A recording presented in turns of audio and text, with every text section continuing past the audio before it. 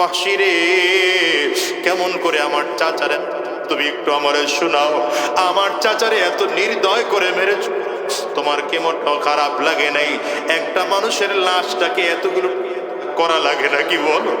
একটা মানুষের টুক 70টা টুক কেন করা লাগে বলো? আর তার লাশটারে কেন তুমি ভেতর থেকে ফাইরা নারী বুড়িগুলো করে তুমি কলিজা পর্যন্ত চাবাইছো?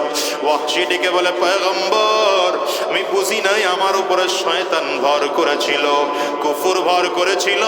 আমার মালিক বলেছিল যদি হামজাকে জমিন করাই দিতে পারি তাইলে আমাকে গোলামির গোলামির থেকে জিনজির থেকে আজাদ করে দেওয়া হবে। আমি যখন হামজাকে টার্গেট করে বারবার করে করি, সেই বাদশাহ অবস্থান দেখাইয়া গুলো বারবার করে ফেরত দিয়ে দেয়। আমার মনের মধ্যে বড় ক্ষোভ তৈরি হলো। আমি ওয়াহশী জীবন থেকে জীবনের জন্য ওয়াহশী হামজা রাদিয়াল্লাহু আনহুকে জমিন দায় করে দিলাম।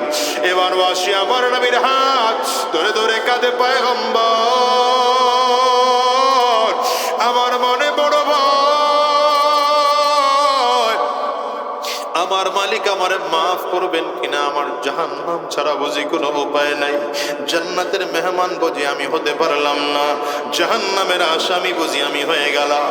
ও পয়গম্বর আমার ঈমানকে আমার মালিক গ্রহণ করবে, আমার এই গুনাহকে আমার আল্লাহ তাআলা ক্ষমা করবেন নাকি?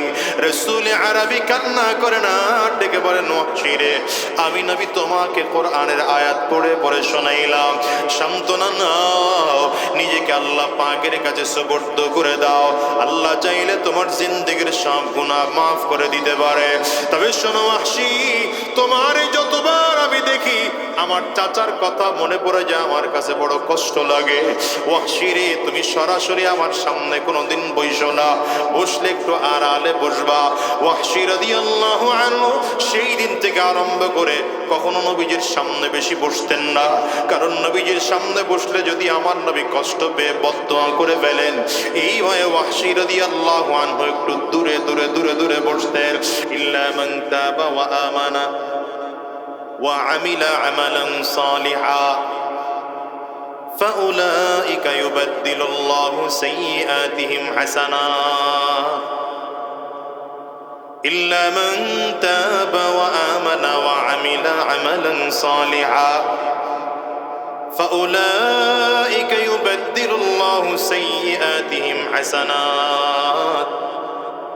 পয়গম্বর আরবি চিঠি লিখে পাঠাইলেন, ওয়াহশী যদি কালিমা পড়ে মুসলমান হতে যাও, আমি নবী কোরআন অনুযায়ী তোমার কাছে 3 শর্ত দিয়ে পাঠাইলাম, যদি 3 শর্ত গ্রহণ করো কালিমা পড়ে মুসলমান হয়ে যেতে পারো। আল্লাহ তাআলা বলেছেন, ইল্লা মান তাবা, কোন মানুষ যদি অন্যায় করে ফেলে, গুনাহ করে ফেলে, পাপ করে ফেলে, তাইলে সে তওবা করবে। দ্বিতীয় নম্বর, যদি লোকটা বেঈমান হয় তাইলে লোকটা ঈমান আনবে। 3 নম্বর, বাকি জিন্দেগি যতদিন দুনিয়া বেঁচে থাকবে নেক আমল করবে। যদি 3 শর্ত মেনে জমিন থেকে চলে আসতে পারো, কালিমা পড়ে মুসলমান হয়ে যাও, তোমার জিন্দেগীর সব গুনাহগুলো আল্লাহ মাফ করে গুনাহগুলোকে নেকি দ্বারা পরিবর্তন করে দেওয়া হবে। ওয়াহশী রাদিয়াল্লাহু আনহু উল্টা চিঠি লিখে আমার নবীর কাছে আবার পাঠাইলেন, পয়গম্বর আমার মনে বড় ভয়,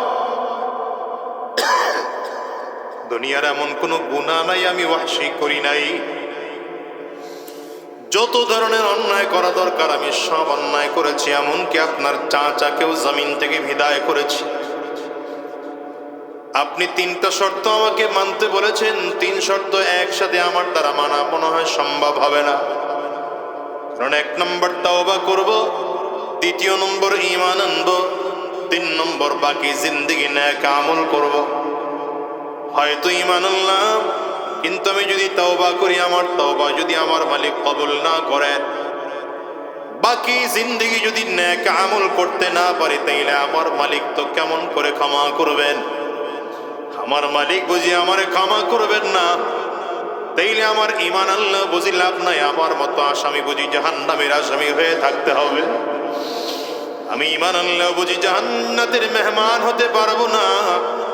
আমি কালিমা পড়বো না, জান আমি ঈমান আনবো না, ফেরত চলে আসছে বার্তা প্রেরক। নবীজি সাহাবীকে দিয়ে আবার নতুন করে আবার লেখা দেয়, যাও আল্লাহ পাকের কোরআনের আয়াত লিখে আবারও চলে যাও। শর্ত শিথিল করে দেওয়া হলো, ইন্নাল্লাযীনা আমানু ওয়া আমিলুস সালিহাত লাহুম জান্নাতুন তাজরি মিন তাহতিহাল আনহার যালিকাল ফাওজুল কাবীর।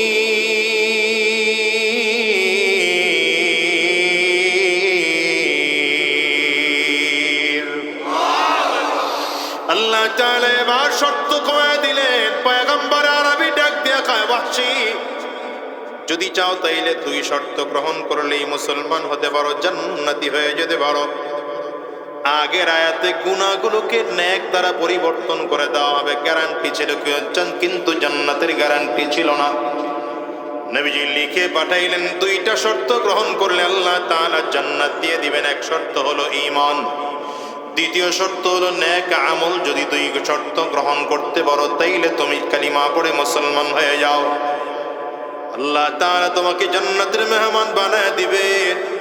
ওয়াহশী আবারও চিঠির উল্টা পিঠে লিখে দেয়, পয়গম্বর দুই শর্ত আমার দ্বারা মানা সম্ভব হবে না। হয়তো ঈমান গ্রহণ করলাম অল্প সময়ের কাজ, কিন্তু যদি নেক আমল করতে না পারে, এর আগে যদি জমিন থেকে বিদায় হয়ে যায়, তাইলে তো আমার আল্লাহ মাফ করবেন না, আমি জান্নাতের মেহমান হতে পারবো না, জাহান্নামের আসামি হয়ে গেলাম। দুনিয়ার আমি সব থেকে বড় গুনাহগার, এত বড় গুনাহগারের আমার মালিক কি মাফ করবেন নি? আমি কালিমা পড়বো না, চলে যাও। পয়গম্বরে আরবি উম্মতের জন্য কত মায়া, কত দয়া, কত মোহাব্বত, কত ভালোবাসা।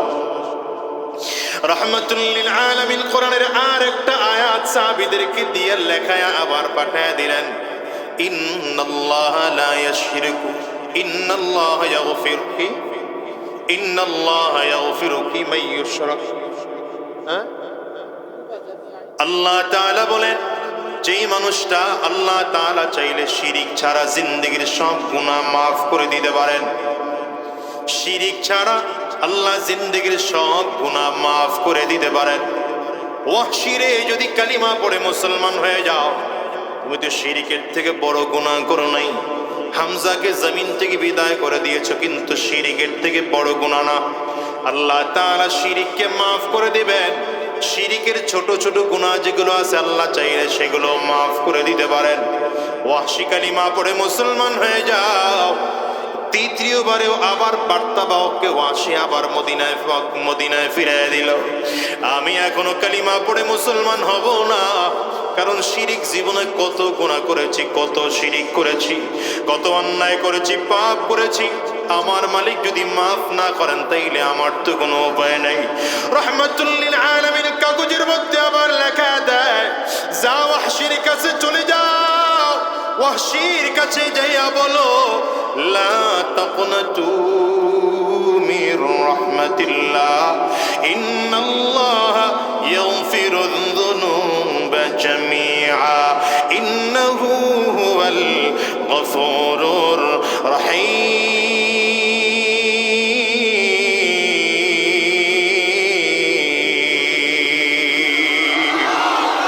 ওয়াহশীর কাছে চলে যাও, নতুন করে আবার আয়াত নিয়ে যাও। এখন ওয়াহশীর কাছে কোরআনের আয়াত নিয়ে যাওয়া হলো। ওয়াহশী রে, রবের দয়ার উপরে ভালোবাসা, মুহাব্বতের উপরে ভরসা রাখো। আল্লাহ তাআলা তার রহমত থেকে কাউকে নৈরাশ হতে নিষেধ করেছে। যত অন্যায় করে থাকো, পাপ করে থাকো, গুনাহ করে থাকো, আল্লাহর রহমতের আশা করে নাও, কালিমা পড়ে নাও, মুসলমান হয়ে যাও, পাক্কা সাচ্চা তওবা করো। আল্লাহ পাকের রহমত থেকে আল্লাহ তাআলা তোমাকে বঞ্চিত করবেন না। এই চিঠি পাওয়ার পরে ওয়াহশী ধীরে ধীরে ধীরে ধীরে মদিনার দিকে রওনা করেছে। লম্বা সময় রাহমাতুল লিল আলামিন ফজরের নামাজের জন্য দাঁড়িয়েছেন। ওয়াহশী এসে মসজিদে নববীর বারান্দার মধ্যে, ওয়ালের মধ্যে হেলান লাগায় বসে আছে। সাহাবায়ে কেরাম সব বের হয়। ওয়াহশী লজ্জায় চেহারাটা চাদর দিয়ে ডেকে ফেললেন, কেউ যদি দেখে আমার তাইলে মেরে ফেলবে। ওয়াহশী তাকায় দেখে রাহমাতুল লিল আলামিন মসজিদে নববীর মধ্যে বসা।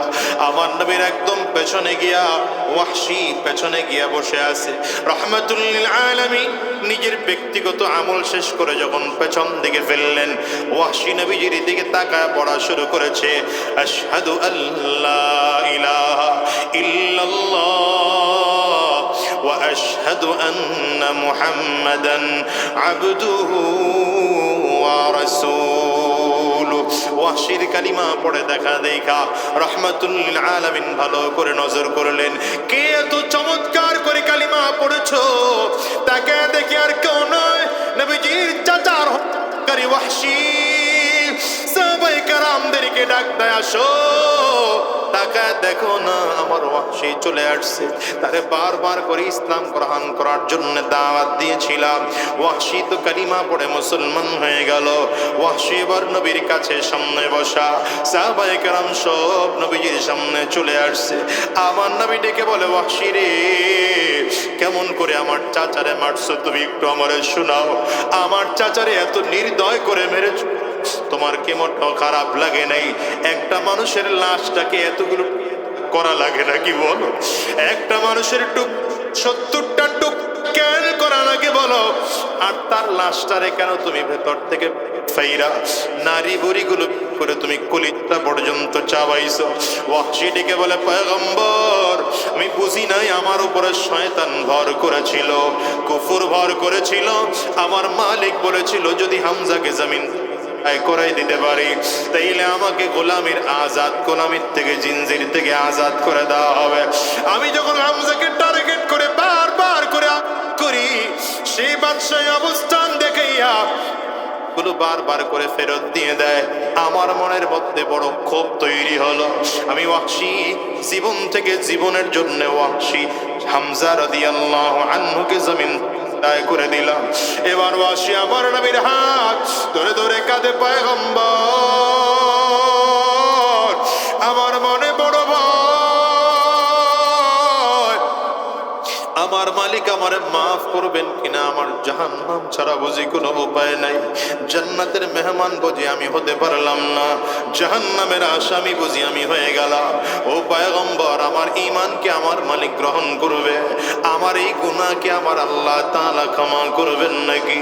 রাসূল আরবি কান্না করে না, ডেকে বলেন, ওয়াহশী রে, আমি নবী তোমাকে কোরআনের আয়াত পড়ে পড়ে শোনাইলাম, সান্ত্বনা নাও, নিজেকে আল্লাহ পাকের কাছে সুপর্দ করে দাও। আল্লাহ চাইলে তোমার জিন্দেগীর সব গুনাহ মাফ করে দিতে পারে। তবে শোনো ওয়াহশী, তোমার যতবার আমি দেখি আমার চাচার কথা মনে পড়ে যায়, আমার কাছে বড় কষ্ট লাগে। ওয়াহশী রে, তুমি সরাসরি আমার সামনে কোনোদিন বইসো না, বসলে একটু আড়ালে বসবা।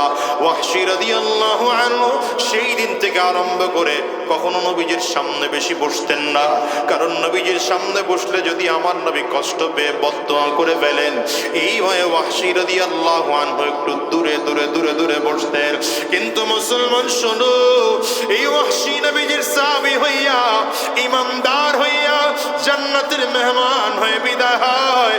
যেই মানুষটা এত বড় ফিরে সেই মানুষটা জান্নাতের মেহমান হয়ে গেল। কি পরিবর্তন হলো বাজার? চরিত্রের পরিবর্তন হয়েছে, আখলাকের পরিবর্তন হয়েছে। কোন মানুষ যদি আখলাকটারে পরিবর্তন করতে পারে, সিরাতটারে পরিবর্তন করতে পারে, নিজের আখলাক যদি পরিবর্তন করতে পারে, চরিত্র যদি পরিবর্তন করতে পারে, ওই মানুষটা পাক্কা সাচ্চা মুসলমান। আর যেই মানুষ ইমানদার ঠিক হয়েছে, নিজের উপরে নিজে ঠিকই ইমান এনেছে, যদিও লোকটা নামাজ আদায় করে, যদিও লোকটা রমজান মাসে রোজা রাখে, যদিও হজ করেছে, কিন্তু নিজের আখলাকরে পরিবর্তন করতে পারে নাই, চরিত্র ঠিক করতে পারে নাই, বুঝা যাবে লোকটা এখনো পাক্কা সাচ্চা মুসলমান হতে পারে না। ওয়া রাসূলুহু সাইয়্যিদু ওয়া আফযালুল আনাম। اللهم صل على محمد وعلى آله وصحبه وسلم تسليما كثيرا كثيرا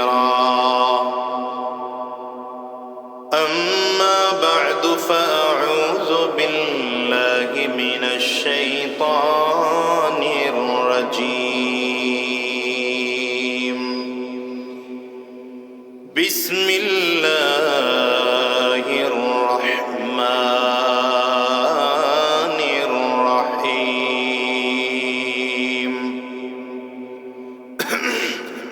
لقد كان لكم في رسول الله أسوة حسنة وقال تبارك وتعالى وإنك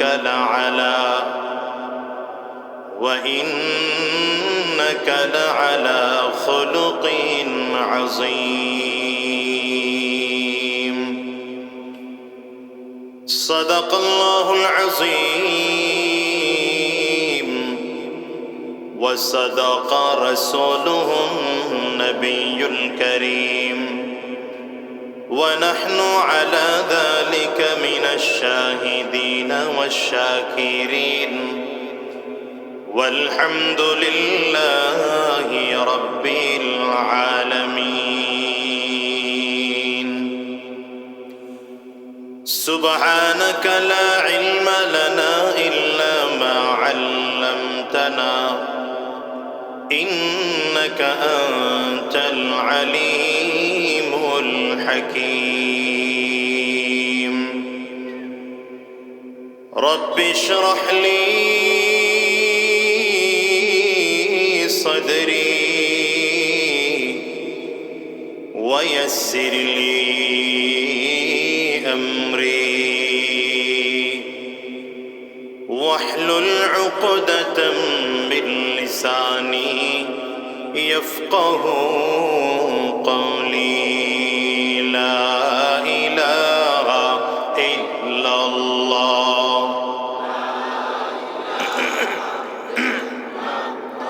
জবান খুলে আওয়াজ দিয়ে সকলে মিলে জোরে সোরে লা ইলাহা ইল্লাল্লাহ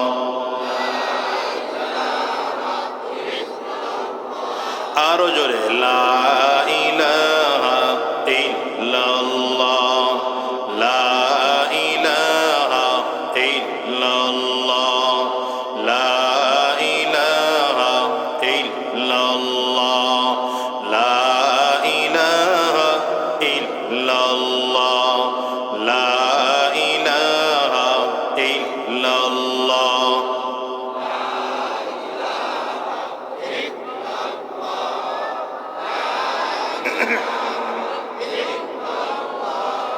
لا إله إلا الله لا إله إلا الله لا إله إلا الله لا إله إلا الله لا إله إلا الله لا إله إلا الله لا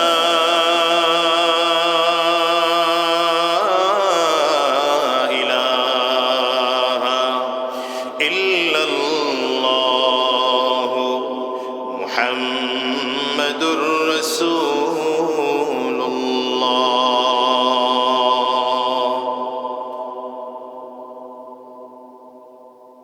দক্ষিণ চরদুয়ারি বাইতুন নূর মুহাম্মদিয়া জামে মসজিদ ও যুব সমাজের উদ্যোগে আয়োজিত আজকের এই মাহফিলের মুহতারাম সম্মানিত সভাপতি, সম্মানিত প্রধান অতিথি, বিশেষ অতিথিবৃন্দ, মঞ্চে উপস্থিত জাতির রাহবার, জাতির সরদার সেরতাজ হযরত উলামায়ে কেরাম, সম্মুখপানে সমবেত দিন প্রিয়, ইসলাম প্রিয়, দিনদার, ইমানদার, মুমিন মুসলমান, মর্দে মুজাহিদ ভাইরা, মুরব্বী বাবাজিরা, যুবক বন্ধুরা, কচি কাঁচা মাসুম বাচ্চারা, পর্দার অন্তরালে অবস্থানরতা সম্মানিতা শ্রদ্ধেয়া মা ও বোনেরা, আল্লাহ পাকের শুকর যে আল্লাহ তাআলা আপনাকে আমাকে অত্যন্ত দয়া করে, মায়া করে, মহাব্বত করে, ভালোবেসে আজকের এই কোরআনী মজলিসে, জান্নাতি বাগানে, ঈমানদারদের মজলিসে, আল্লাহ ওয়ালাদের মজলিসে, বিশেষ করে আল্লাহ পাকের জাকিরিন ও শাকিরিন বান্দাদের মজলিসে যে রব্বে করিম, মাওলা করিম আপনাকে আমাকে আসার বসার তৌফিক দান করেছেন, সে মহান রব্বুল ইজ্জত ওয়াল জালালের দরবারে শুকর আদায় করি। আমরা সকলেই জবান খুলে আওয়াজ দিয়ে জোরে সোরে বলি আলহামদুলিল্লাহ।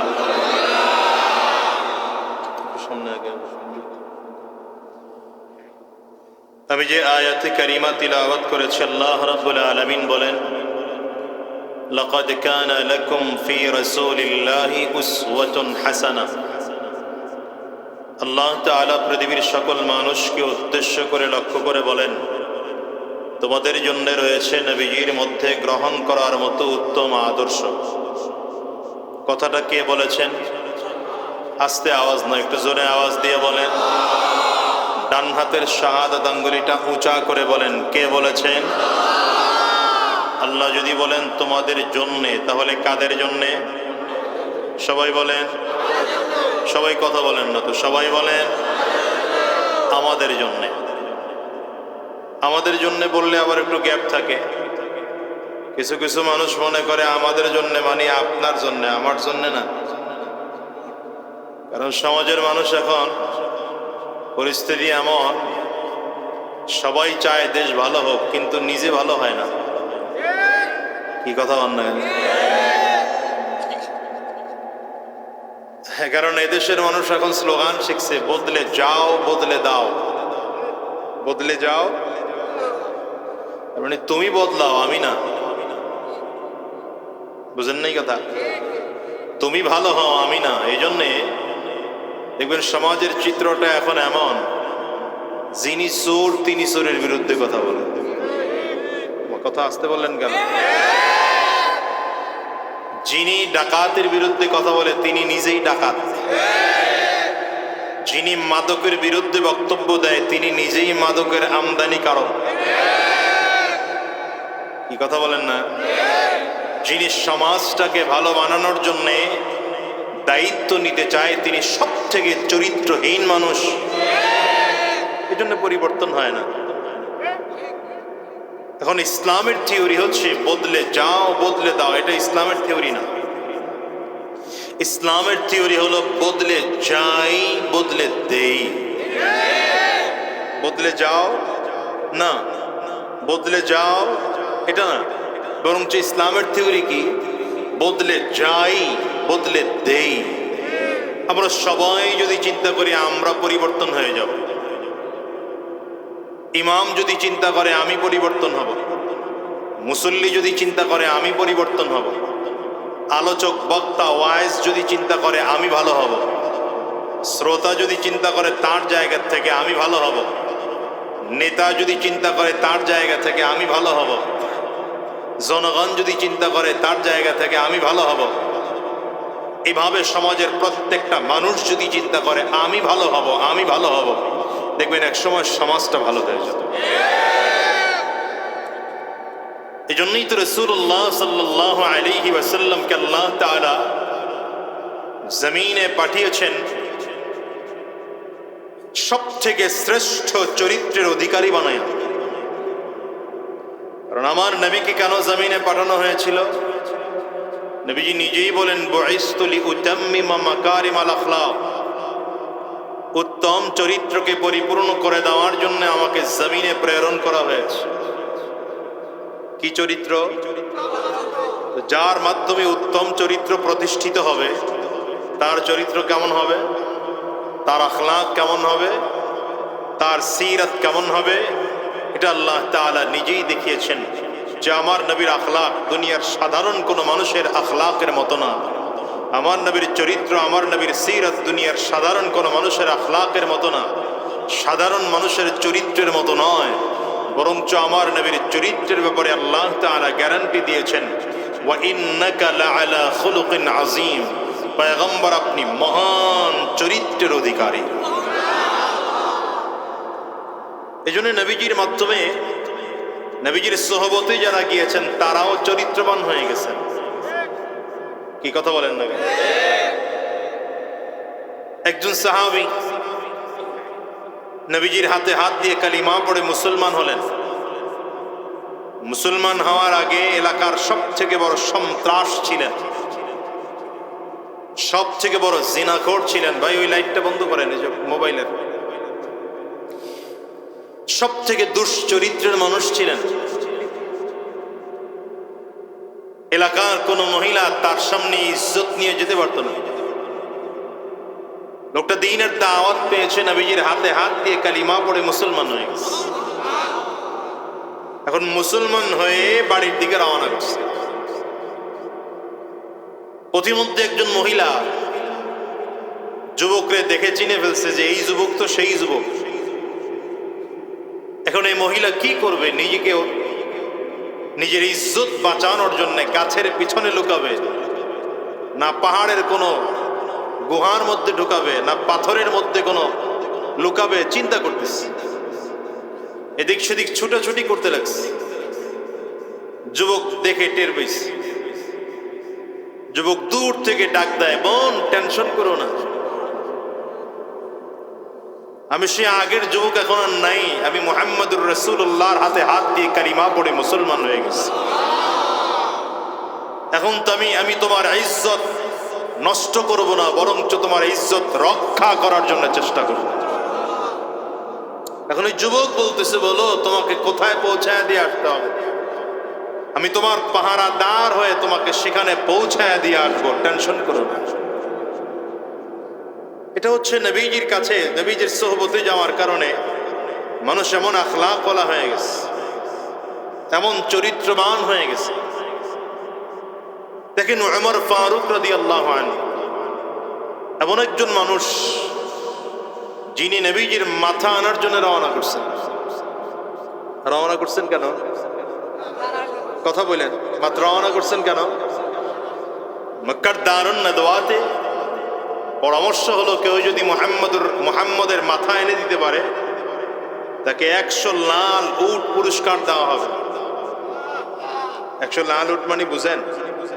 এই যুগের অন্তত 100 পাজেরো গাড়ি, মার্সিডিজ গাড়ি। এইটার যেই পরিমাণ দাম, তখনকার যুগে লাল উটের ওই পরিমাণ মূল্য। পুরস্কার দেওয়া হবে, ঘোষণা দেওয়া হলো। নবীজির মাথা আনার জন্য কেউ যে যাবে সাহস করে না। হযরত ওমর রওনা করছেন, তরবারি খোলা অবস্থায় কাঁধের মধ্যে তরবারি ফেলে যাচ্ছেন রাস্তা দিয়ে। ইতিমধ্যে কেউ একজন ডাক দেয়, ওমর কই যাও? যাই মুহাম্মদের মাথা আনার জন্য। যুবক ডেকে বলে, শোনো, যাও তো মুহাম্মদের মাথা আনার জন্য, খবর নিছো বাড়ির? তুমি যে মুহাম্মদের মাথা আনার জন্য বাড়িতে রওনা করেছো, মুহাম্মদের কাছে রওনা করেছো, তোমার বাড়িতে গিয়ে দেখো সেই বাড়িতেই তোমার বোন আর বোন জামাই দুজন মিলে মুহাম্মদের ধর্ম গ্রহণ করে কালিমা পড়ে মুসলমান হয়ে গেছে।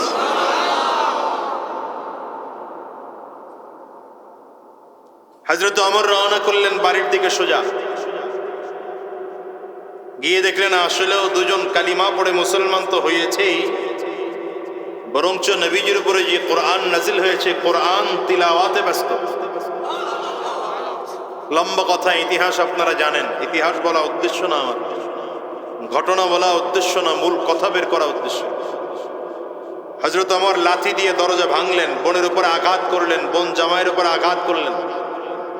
শেষ পর্যন্ত কোরআনের পৃষ্ঠা হাতের মধ্যে নিলেন, পড়া শুরু করলেন। ওমরের চোখ দিয়ে পানি বের হতে শুরু করলো। হযরত ওমর রাদিয়াল্লাহু আনহু বোন আর বোন জামাইকে সাথে করে নবীজির দরবারে নিয়ে আসলো। নবীজির হাতে হাত রেখে কালিমা পড়ে মুসলমান হয়ে গেলেন। তরবারিটা নবীজির পায়ে রেখে বললেন, পয়গম্বর, এই তরবারি এতদিন ছিল ইসলামের বিরুদ্ধে, কোরআনের বিরুদ্ধে, দ্বীনের বিরুদ্ধে। আজকের থেকে তরবারি চলবে ইসলামের পক্ষে। দেখেন তো অবস্থা কি পরিবর্তন হয়েছে, বলেন তো। হযরত ওমর ছিলেন জাহান্নামের আসামি, জান্নাতের মেহমান হয়ে গেলেন। পরিবর্তন কি হয়েছে বলেন তো? কি পরিবর্তন হয়েছে? চেহারার আকৃতি পরিবর্তন হয়ে গেছে। আগে হাত দুইটা ছিল, এখন 4টা হয়ে গেছে। হ্যাঁ, কি পরিবর্তন হয়েছে? আখলাক, চরিত্র পরিবর্তন হয়েছে। বলেন কি পরিবর্তন হয়েছে? সবাই বলেন কি পরিবর্তন হয়েছে? চরিত্র। যে মানুষগুলো ছিল জাহান্নামের আসামি, সেই মানুষগুলো কালিমা পড়ে মুসলমান হয়েছেন। শুধু তাই না, জান্নাতের মেহমান হয়ে গেলেন। কি পরিবর্তন! জাহান্নামের আসামিরা জান্নাতের মেহমান হয়ে গেলেন। পরিবর্তন কি? আখলাকের পরিবর্তন, চরিত্রের পরিবর্তন। বুঝতেছেন না? মনে হয় এই চরিত্রের পরিবর্তন হওয়ার কারণে হযরত ওমর ফারুক রাদিয়াল্লাহু আনহু জাহান্নামের আসামি হয়ে জন্মগ্রহণ করার পরেও জান্নাতের মেহমান হয়ে বিদায় হয়েছেন। জীবদ্দশায় নবীজির জামানে জান্নাতের সার্টিফিকেট পেয়েছেন যারা, এর মধ্যে দ্বিতীয় নম্বর সিরিয়ালের দিক থেকে দ্বিতীয় নম্বর হযরত ওমর ফারুক রাদিয়াল্লাহু আনহু। দেখেন তো কেমন অবস্থা। ওয়াহশী রাদিয়াল্লাহু আনহু, নবীজির চাচাকে হত্যাকারী ওয়াহশী, হযরত হামজা রাদিয়াল্লাহু আনহুকে হত্যা করেছেন, শহীদ করেছে এই ওয়াহশী। কারণ ওয়াহশীকে বলা হয়েছিল, যদি তুমি মুহাম্মদের চাচাকে জমিন থেকে বিদায় করে দিতে পারো, তবে তোমার গোলামিত্বের জীবন থেকে মুক্তি দেওয়া হবে, আজাদ করে দেওয়া হবে। হযরত ওয়াহশী রাদিয়াল্লাহু আনহু পরবর্তীতে কালিমা পড়ে মুসলমান হয়েছেন। এজন্য রাদিয়াল্লাহু আনহু বলছেন, এই গোলাম থেকে আজাদ হবে, গোলাম থেকে মুক্ত হবে। এই জন্য ফিকির করে করে হামজা রাদিয়াল্লাহু আনহুকে মারলেন, এমন ভাবে মারলেন, আল্লাহু আকবার। উহুদের ময়দানে রাহমাতুল লিল আলামিন যুদ্ধ শেষ হয়ে গেল। সাহাবায়ে কেরামদেরকে বললেন, শুহাদায়ে উহুদ, উহুদের ময়দানে যারা শহীদ হয়েছে তাদের লাশগুলো একত্রিত করো। 68টা লাশ একত্রিত করা হয়েছে, শহীদদের লাশ, সব সাহাবীদের লাশ। নবী আমার সাহাবায়ে কেরামদেরকে ডেকে বললেন, 68 হবে না। আমি নবী গতকাল স্বপ্ন দেখেছি 70টা উট কুরবানি করতেছি। আমি নবীর স্বপ্ন ওয়াহী, বোঝা যায় আজকের শহুদের ময়দানে 68 জন নয়, বরঞ্চ আমার 70 জন সাহাবী শহীদ হবে। সুতরাং লাশ খুঁজে বের করো, আরেকজন সাহাবী কোথায়? সাহাবায়ে কেরাম খুঁজতেছেন, কোথাও পায় না। কই কার লাশ? পাহাড়ের চূড়ায় চূড়ায় খুঁজতেছেন। হঠাৎ করে তাকিয়ে দেখেন একজন মানুষের বৃদ্ধাঙ্গুলি একটা জায়গায় পড়ে আছে। একটু সামনে আগাইলে দেখে হাতের কবজা আরেক জায়গায় পড়ে আছে।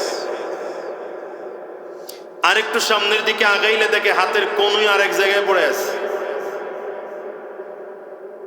এভাবে করে তাকায় তাকায় দেখতেছেন একটা মানুষকে 70টা টুকরা করেছে কেটে কেটে। শুধু তাই না, পেট ফেরে নাড়ি ভুঁড়িগুলোকে বের করে কে যেন এই নাড়ি ভুঁড়িগুলোর মধ্য থেকে কলিজাটা বের করে চাবায়া চাবায়া জমিনে ফালায় যাচ্ছে। চেহারা থেকে নাকটা পর্যন্ত কেটে ফেলছে, চেহারা দেখলে চেনা যায় না। কার চেহারা কোন সাহাবী বলতে পারতেছে না, কিন্তু এটা মুসলমানের লাশ বোঝা যায়। কোন সাহাবীর লাশ এটা বোঝা যায়। সাহাবায়ে কেরাম দেখে কিং কর্তব্য বিমূঢ় হয়ে গেলেন, কথাবার্তা জবান থেকে বের হচ্ছে না। নবীজি নিজের থেকে বারবার করে জিজ্ঞাসা করতেছেন, কাউকে পেয়েছ? সাহাবায়ে কেরাম বলেন, হুজুর আপনি নিজের চোখে এসে দেখেন। রাহমাতুল লিল আলামিন পাহাড়ের উপরে উঠে তাকায়া বাচ্চাদের মতো করে আওয়াজ করে কান্না করতে শুরু করছে। নবীজি নিজের সন্তান ইন্তেকাল করছেন, কিন্তু কখনো এমন করে বাচ্চাদের মতো করে আওয়াজ করে কান্না করেন নাই। আজকে রাহমাতুল লিল আলামিন চোখের পানি ছেড়ে কান্না করতেছেন। সাহাবায়ে কেরাম ডেকে বললেন, ইয়া রাসূলুল্লাহ, ইয়া হাবিবাল্লাহ, কার লাশ? নবীজি ডেকে বললেন, তোমরা চেনো না, এটা আমার চাচা হামজার লাশ।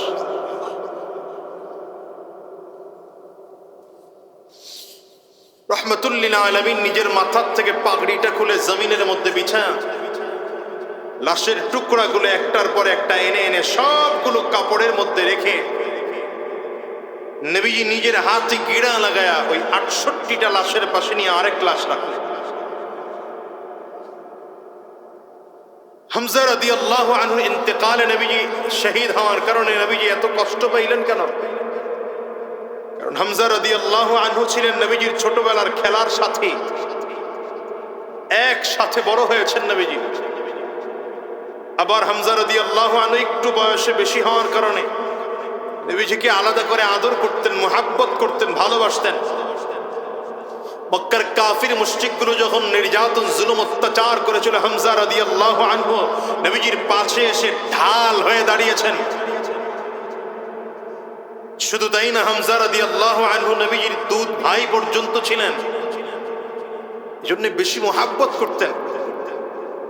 তো যখন নবীজি জানলেন যে এই হামজা রাদিয়াল্লাহু আনহুকে যিনি শহীদ করেছে তার নাম হলো ওয়াহশী, মক্কা বিজয়ের পরে ওয়াহশী মক্কা থেকে বের হয়ে দূর চলে গেছে।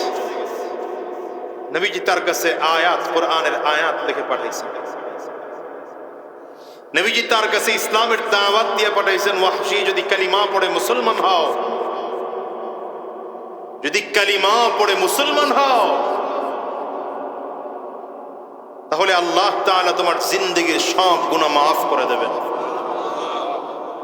কিতাবে লেখে নবীজি আয়াত লিখে পাঠাইছেন, ইল্লা মান তাবা ওয়া আমানা ওয়া আমিলা আমালান সালিহা ফাউলাইকা ইউবাদদিলুল্লাহু সাইয়্যাতিহিম হাসানাত।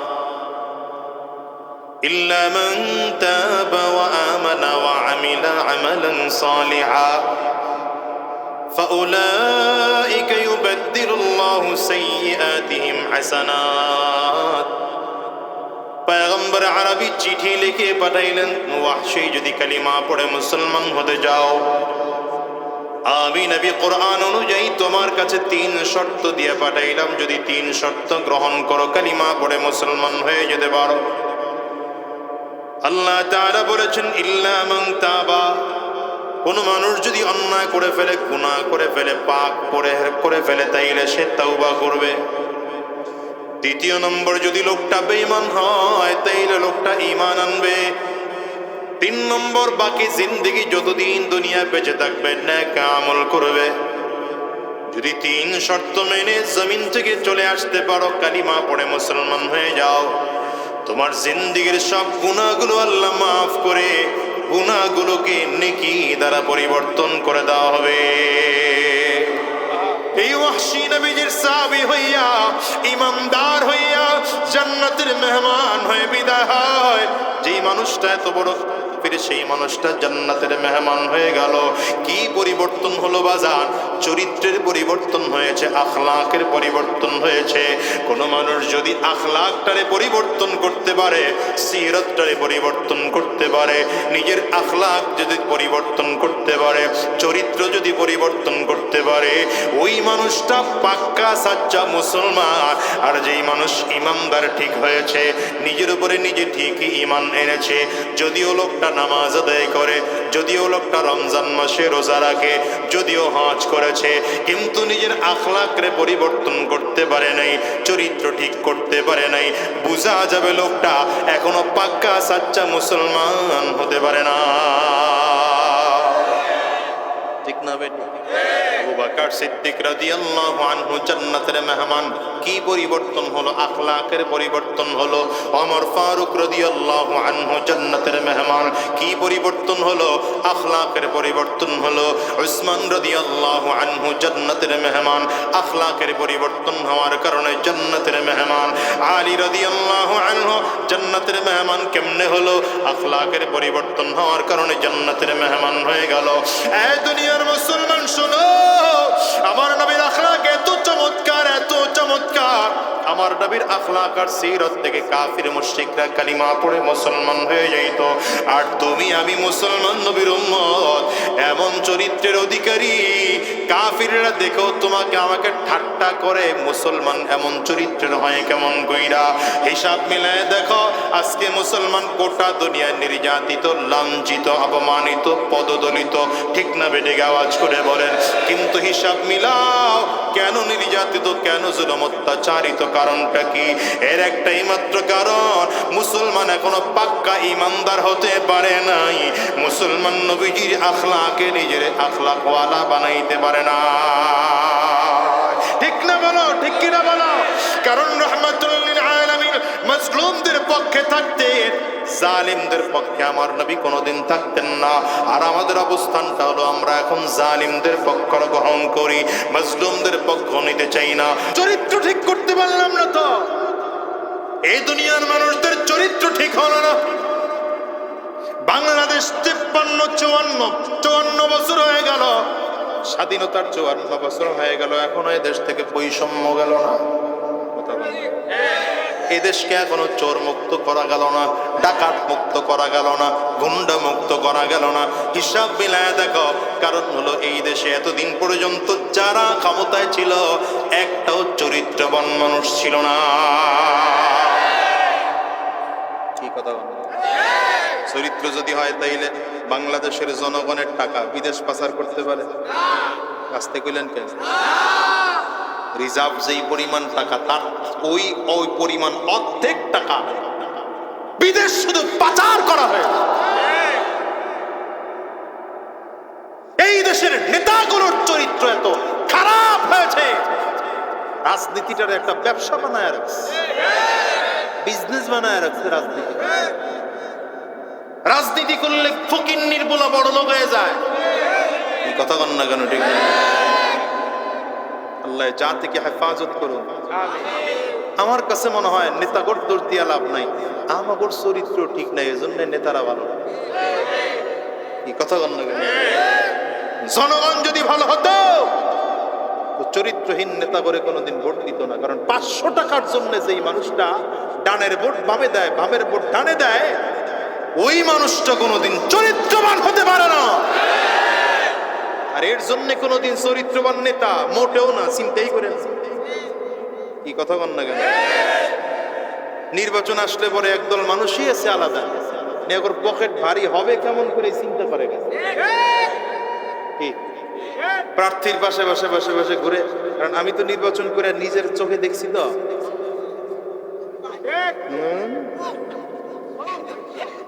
আমি এলাকায় যে চেয়ারম্যান, এটা জানেন তো? পালাই নাই, মাশাআল্লাহ, আছি এখন। চরিত্র যে কোন কায়দা! আরে আমি তো হুজুর মানুষ দেখে আমার কাছে সবাই এসে চাইতে পারে না। আর মাশাআল্লাহ কাউরে দেওয়াও লাগে না, আলহামদুলিল্লাহ।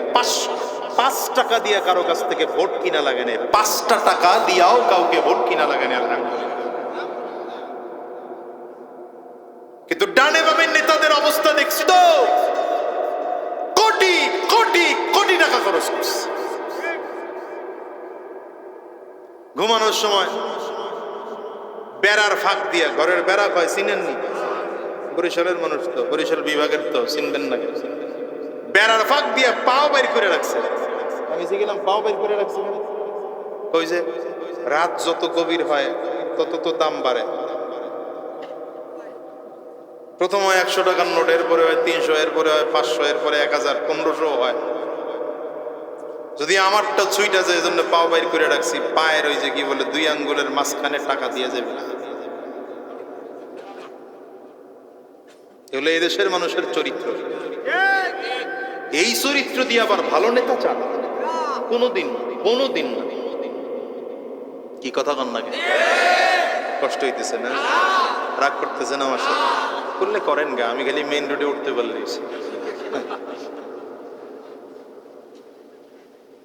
নির্বাচন আসলে পরে একটা প্রংসা খাওয়ায়া ভোট লয়ে যায়। আজীব এক ব্যাপার সব। কি কথা কন না?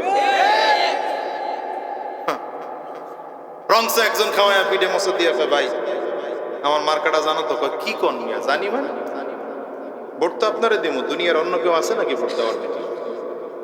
বিকেলবেলা আরেকজন আসছে, সে দুধ চা খাওয়াইছে, গ্রেড একটু বাড়ছে না? আগের জন খাওয়াইছে রং চা, উনি খাওয়াইছে কি গ্রেড একটু বাড়া না? টেনশন করেন না, ওটা আমাদের দিন অলরেডি দুইজনের লগে ওয়াদা দিয়া ফেলাইছে। কিন্তু রাত্রিবেলা সন্ধ্যার সময় আরেকজন এসে খাওয়াই দিকে বেটা একটা রসগোল্লা খায় যা। মিষ্টির দোকানে বসা একটা ছোট্ট রসগোল্লা খাওয়াই দিছে, ওটা খায়। হ্যাঁ, ভোট কিন্তু আমারে দিস। আরে কি কন মিয়া, ভোট তো আপনারই দিব, দুনিয়ার কারে দেব? রাত্রিবেলা একজন গায়ে দিকে সারাদিন ক্যাম্পেইন করছো, এক কাপ ভালো করে দুধ খা, চাটা না, ডাইরেক্ট দুধ। ভোট কিন্তু আমারে দিস। কি কন মিয়া, দুনিয়ার কাউরে ভোট দিতে পারবো না, আপনারই দিব ভোট। কয়জনটা দিছে? রাত্র 12টার পরে 500 টাকার নোট নেই আরেকজন আইছে, বেটা ভোট কিন্তু আমারে দিস। 500 টাকার নোট দিয়ে আরে মিয়া 500 টাকার নোট দিয়ে লাইছে, ওটা আমাদের দিব না, আমার বাপেরে দিব। মানুষ একজন, কয়জনরে দিছে? হ্যাঁ, এই জন্য নেতা কয় নির্বাচনে থাকে খাও, জনমের খাওয়া খাও, যা মনে চায় তা খাও, সব খাওয়াবো, নির্বাচনের পরে আমি একলা খাবো। যে আগে খাইছে কি সত্য কথা না তো মিথ্যা কথা? হ্যাঁ, পোষায় নিতে হইবে না। একটা ইউনিয়ন চেয়ারম্যান হতে যদি 1 কোটি টাকা খরচ হয়, তাহলে এবারটা 1 কোটি টাকা কি বাপের বাড়ির আবদার কোথা থেকে আনছে? কি কথা কান না? ইউনিয়ন চেয়ারম্যান হওয়ার জন্য 1 কোটি 4 কোটি 2 কোটি টাকা খরচ হয়, তবে এটা 1 কোটি খরচ করছে, ওইটা প্রথম উঠায়, ওইটা প্রথম উঠায়। পরের নির্বাচনে তো বেশি লাগবে, ওইটা আবার রাখে আলাদা। এরপরে এই 5 বছর চলতে হবে না, কারণ যত চান্দা আছে সব তুই মেম্বার আর চেয়ারম্যানের কাছে। বলা বিয়া করাইছে, মাইয়া বিয়া করাইছে, এর চান্দাও চেয়ারম্যানের কাছে। অথচ হিসাব করে দেখলাম এই 4.5 বছর হইল, বুকে হাত দিয়ে বলি আলহামদুলিল্লাহ, হারাম উপায় একটা টাকা আমার পেটে ঢুকে নাই, পকেটে ঢুকে নাই। আমি আল্লাহর কাছে দোয়া করি, দোয়া চাই সব সময়, আপনার কাছেও দোয়া চাই গেলাম, যদি হারাম উপায়ে একটা টাকা পকেটে ঢোকার লোভ ঢুকে, আল্লাহ যেন সেদিন আমার থেকে ক্ষমতা নিয়ে নেন, আমার দরকার নেই। কি কথা অন্যকে? সরকারের বেতন হলো মাত্র 10,000। কত? চেয়ারম্যানের বেতন কত জানেন? এটা মাত্র 10,000। তাও সব সরকার দেয় না, সরকার দেয় 4,500। বাকিটা ইউনিয়ন পরিষদ থেকে ইনকাম থাকলে নেওয়া লাগে। 10,000 করে বেতন পাইল, 5 বছরে বেতন কত? আমি কত? 5 বারং 60, 6 লাখ। এই 6 লাখ টাকা বেতন পাওয়ার জন্য 5 কোটি টাকা খরচ করো, 2 কোটি টাকা খরচ করো। এই জন্য বলছি এখন রাজনীতি একটা ব্যবসা হয়ে গেছে। মনে রাখবেন, রাজনীতি কোনো ব্যবসা নয়, রাজনীতি একটা খেদমতের জায়গা। রাজনীতি একটা খেদমতের জায়গা, ঠিক কিনা বলো? মিথ্যাকে কবর দিয়ে সত্য প্রতিষ্ঠা করার জায়গা, অন্যায় কবর দিয়ে ন্যায়কে প্রতিষ্ঠা করার জায়গা, ঠিক কিনা? ঠিক কিনা? এই তুই হাত উঁচা করে বলো, ঠিক কিনা বলো? পারি নাই আমরা, এই 16 বছরে পারি নাই তো আলহামদুলিল্লাহ। এখন যেহেতু সুযোগ তৈরি হয়েছে, 5 আগস্টের পরে সুযোগ যেহেতু তৈরি হয়েছে, এবার সব বাদ দাও, গোলামের জিনজির বন্ধ করে ফেলা, গোলামের জিনজির ভেঙে ছিঁড়ে ফেলা। এবার ইসলামকে প্রতিষ্ঠা করার জন্য সৎ, যোগ্য, আদর্শবান মানুষকে সমর্থন দিয়া দেশটাকে ইসলামের দেশ বানাও। কারা কারা তৈয়ার আছো?